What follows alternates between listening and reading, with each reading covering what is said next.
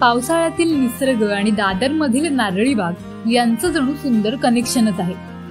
आधीच सुंदर असलेली नारळी बाग पावसाळ्यात अधिकच सुंदर भासू लागते।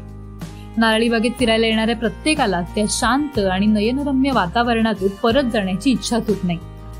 दादर पश्चिम येथे चैत्यभूमीच्या बाजूलाच असणारी नारळी बाग ही गेले अनेक वर्ष दादरकरांसाठी अभिमानाची बाब आहे।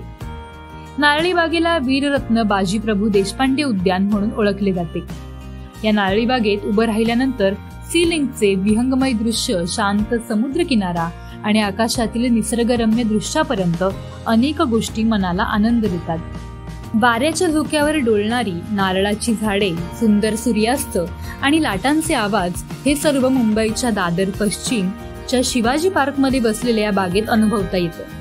या बागेला नारळी बाग म्हटलं जातं कारण त्यात नारळाची तब्बल 185हून अधिक झाडं आहेत। मुंबईतील दैनंदिन गजबजाट आणि प्रदूषणापासून दूर जाण्यासाठी दादरमधील नारळी बाग हा एक उत्तम पर्याय आहे। शिवाय या बागेत लहान मुलांसाठीही खेळण्याच्या वस्तू आहेत, जसे की घसरगुंडी, झोपाळा आणि इतर गोष्टी। ज्येष्ठ नागरिक तरी ते कायमच सकाळ आणि संध्याकाळ फेरफटका मारायला येतात। त्याचसोबत मुंबईतील अनेक कॉलेजच्या मुलांचा घोळका मज्जा मस्ती करायला, स्पर्धांची तयारी करण्यासाठी इथे येत असतो।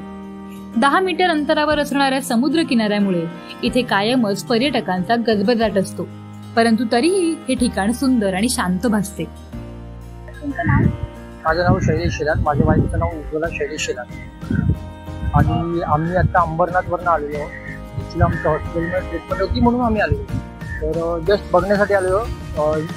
ॲक्च्युली हे पर्यटन स्थळ आहे, चांगलं आहे। नारळी बाग आहे, पहिलं इथे नव्हतं, असेच पहिलं होतं, पण आता हे लास्ट 2 इयर्सपासून हे झालेली आहे नारळी बाग।